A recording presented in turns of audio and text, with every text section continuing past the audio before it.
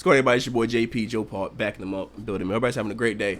All that good stuff, man. I'm not supposed to be here right now, kind of both literally and figuratively. I'm supposed to be on vacation. I had a vacation scheduled to go to Myrtle Beach, but there's currently a hurricane that is ravaging the southeast United States, so I made it almost there, you know what I'm saying? I'll tell the story about what happened towards the end of the video, but for right now, let's focus on the hoops. So I'm actually recording this video as the Team USA women are playing against Australia. They're currently up by 2 points, 18-16 at the in the first quarter. I kind of got my times mixed up with this because I thought that their game would be in the afternoon, so I was like, okay, I'll record the men's video in the morning, and I'll be able to record the USA video in the afternoon, but looks like I'm going to be doing that anyway because the game's happening right now.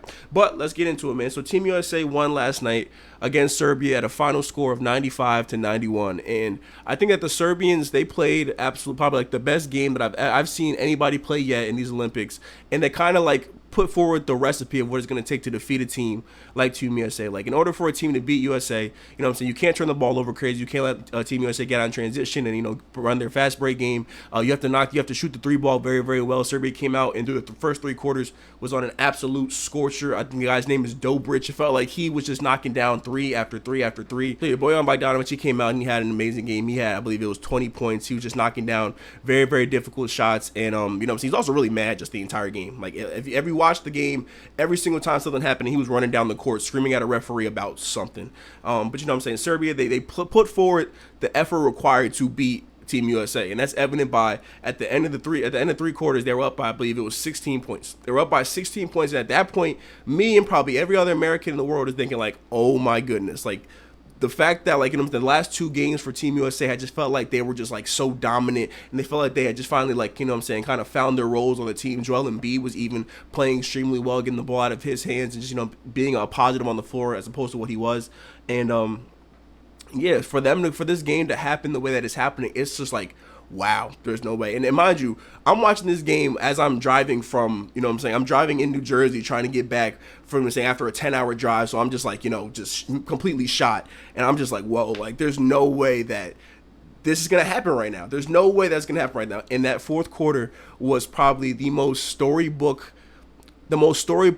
basketball moment that I've probably ever been a part of, that I've ever got to see and witness live. I probably not, because I've got to think about it. I've seen a lot of storybook stuff. There's LeBron's 3-1 comeback. There's Kobe's dropping 16 in his last game. I've seen so many storybook moments, but I think in terms of an Olympic moment, like, this was just like, let me just talk about it, man. The fourth quarter was just so, it was a magical moment. You know what I'm saying? It was a magical moment. Team USA, they're down by 16. And really the big guns for Team USA, the three guys that we talk about all the time, they came out and they did what they were supposed to do. You know what I'm saying? LeBron, Kevin Durant, Stephen Curry, they all came out in that fourth quarter and they showed why they didn't have to audition for a spot. They didn't have to, you know, go to tryouts. If they wanted to play, their roster spots were guaranteed. And we saw it in the first game when Kevin Durant came out and he was on a scorcher and didn't miss a shot and he had 20-plus points. LeBron James has been absolutely phenomenal the entire Olympics, just in terms of his leadership, his consistency, his ability to just get everybody involved. And Steph Curry was the one who was just having, like, the hardest time. You know what I'm saying? Steph Curry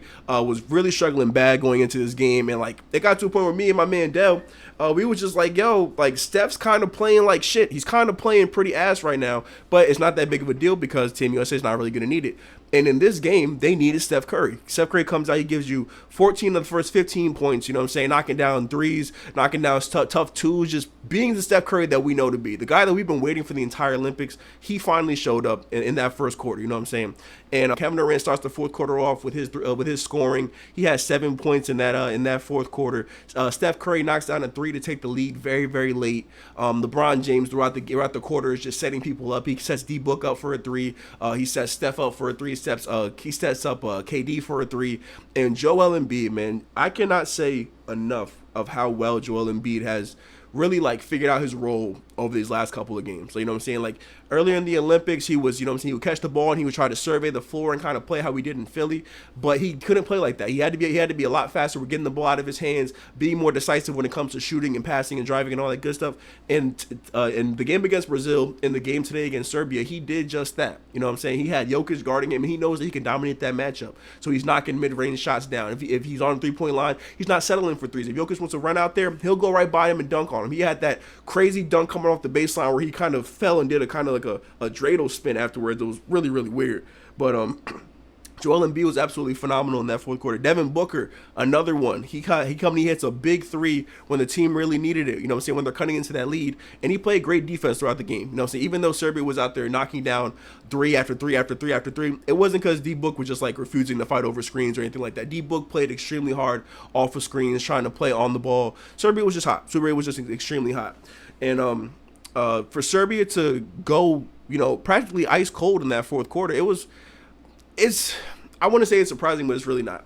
And it's not surprising not because they're not a great team. It's not surprising because everybody on Team USA is the best player on their team when they enter the Olympics. You know what I'm saying? Like, they are all used to winning the game down the stretch. You know what I'm saying? The NBA, when it comes down to winning time, they have the ball in their hands. And you saw that they were all confident with doing what needed to be done in order to win that game. You know what I'm saying? LeBron, Kevin Durant, Steph Curry, Joel Embiid, D Book, everybody that got on the floor in that fourth quarter was a positive. You know what I'm saying? And they needed it to be because you're down by 16 on a team that's playing extremely great basketball. And in that fourth quarter for Serbia, all that stuff kind of went away. I feel like in that fourth quarter, Serbia tried to out-talent the United States. You know what I'm saying? Bojan Bogdanovic in particular, he took some very, very difficult shots, some shots that they just simply weren't taking in the first three quarters. And I think that it really came back to bite them.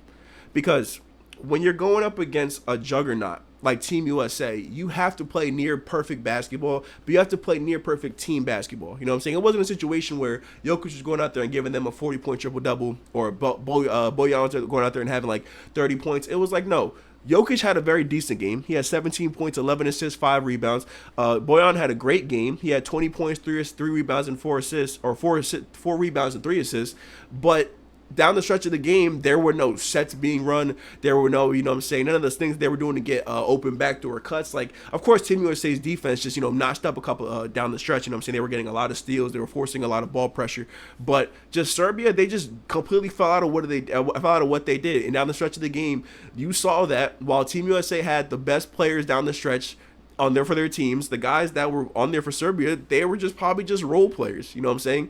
Dobric, I don't know how many threes he hit for the entire game, but I felt like he was on an absolute scorcher the entire first three quarters. Like, anytime that he got open, he would hit that funky left-handed side jumper, and that shit would be watered every single time. But down the stretch of the game, when Serbia really, really needs a three because they're letting go of the rope, and Team USA is battling back, Dobric gets another wide open three, and he just absolutely clanks it off the rim.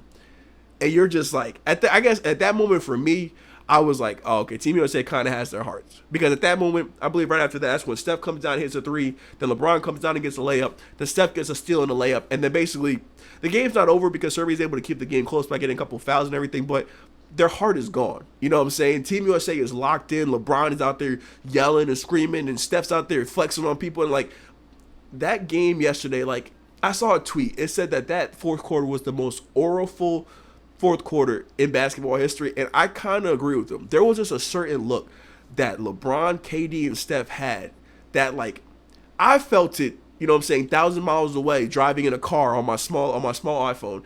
I know that those Serbian dudes felt that when at half court you see LeBron screaming, Steph's out there screaming, Kevin Durant's out there flexing, and you're just like, whoa, what the fuck is going on right now?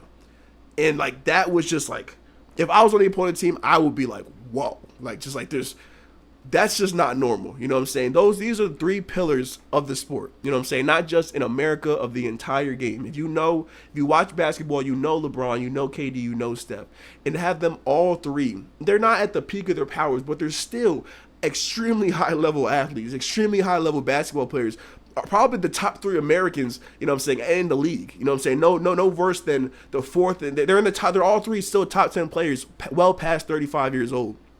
LeBron going into he's 40 years old, and they're still they can still take over a game and just dominate in ways that can't be duplicated by anybody else. That's fantastic for these Olympics. That really, really worries me for the 2028 Olympics because they're going to be gone. Those three guys are not going to be back. LeBron would be 44, but he already said he's not going to be at the next one. Steph will be 40. KD will be 40. I don't think that we're going to get Steph and KD in the Olympics in 28. So that leaves us with a team of who? Anthony Edwards, Tyrese Halliburton, Bam Adebayo, AD, and then who else? You know what I'm saying? Who is going to step into that role and be, you know what I'm saying, that pillar, that who's going to be Captain America? You know what I'm saying? That's probably the best way I can put it. Who's going to be the leader of the ship, the leader of that team, and be able to keep us at this high level that we've been at for the last 5 Olympics? I don't know. I don't know. Some will say that it's going to be Joel Embiid, but Joel Embiid is over here saying there's no guarantee that I'll be playing for Team USA in 2028. I might play for Cameroon. Now, Joel Embiid is known to be a troll. He could just be, you know what I'm saying, just talking out the side of his neck or something like that. But there's a possibility he could do that. You know what I'm saying? He's from Cameroon. He could absolutely go play for his national team. What's going to happen with Jason Tatum? The way how Jason Tatum has been handled in these Olympics has been absolutely dismal. Absolutely embarrassing, honestly, for the Team USA coaching staff. For them to have played, 5 games and Jason Tatum to have a DNP in 2 of them makes absolutely no sense. And the games that he did play were games that they blew teams out. I believe he started against Brazil and he started against South Sudan. Those were both blowout games. They weren't blowouts because Jason Tatum was playing amazing. They were blowouts because there was just so much of a talent difference. And, like, if I'm Jason Tatum, I'm just like, bro, why would I want to come back and be in this position where I'm behind people that defer to me in the league? You know what I'm saying? I'm playing behind Drew Holiday and Derek White when in the league, they pass me the ball down the stretch of the game. They give me the ball to close the game out in the NBA. It doesn't quite make sense. Excuse me if I sound congested because I am very congested. These guys defer to me in the NBA, but I'm over here getting did not plays on my stat sheet. Did not plays is crazy for somebody like Jason Tatum. I'm not even the biggest Jason Tatum in the world. I'm not even the biggest Jason Tatum fan in the world. I'm truly, truly not. But I can acknowledge that he is deserving of some playing time on this court. If Derek White can get playing time on this team, so can Jason Tatum. And in that game against Serbia, in that second quarter when they were just getting nothing going, Anthony Edwards is not on, Kevin Durant is not on. Really, the only one who's really playing well is Steph Curry and LeBron James. You need some more scoring there, and instead of turning to your reigning champion, your guy who was a 3-time first-team All-NBA, you leave Derek White and Drew Holiday out there, and you kind of just like. And you just leave it to fend for themselves, and it's ridiculous to me. It's disrespectful to Jason Tatum and to his time. Like, my boy Adrian sent me a video, said that Jason Tatum dropped, I believe he unveiled his JT threes after the game against who they played against the other day, Brazil. And I was like, bro, if I was him, I would have dropped that shit right after the championship. I would have dropped it right after the championship, and I would have enjoyed my summer. I would not have even wasted my time for Team USA. Had I known that this was going to happen, had I known that I was going to be getting did not plays, had I known that I would be, you know what I'm saying, I'd be a headline without even being on the floor. It's crazy. You know what I'm saying? I helped win a gold medal in the 2020 Olympics, and this is my thank you. This is my thank you. I get to become a bench player with Tyrese Halliburton, and as that pertains to the 2028 Olympics, like, who's going to be on this roster? If you can let me know in the comments who you think will be on the 2028 Olympic roster, we can figure this out together, because I'm really not sure. Like, off the top of my head, I could think of Ant, Bam, Tyrese, Ja Morant, Cooper Flag, Devin Booker will be back. You're gonna bring back Drew and Derek White, I'm pretty sure. Who's left?